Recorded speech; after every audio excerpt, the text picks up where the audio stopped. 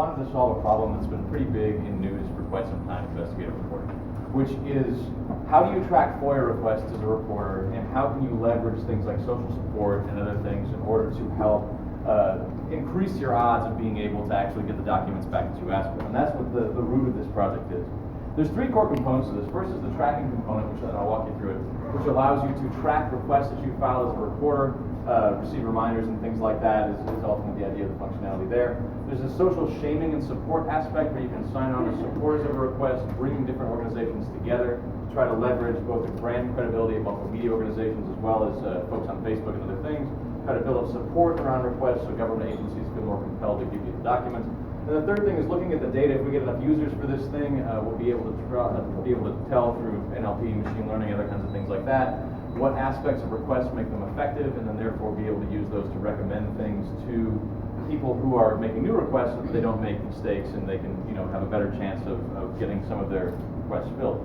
Obviously, we haven't built all of that out in a day and a half, but what we have built out is basic request functionality.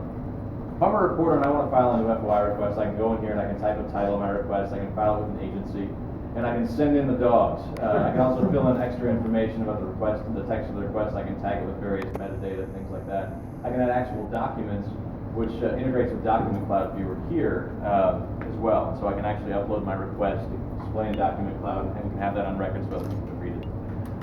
Once my requests are in the system, I can go through and let's see if I am I want a public request.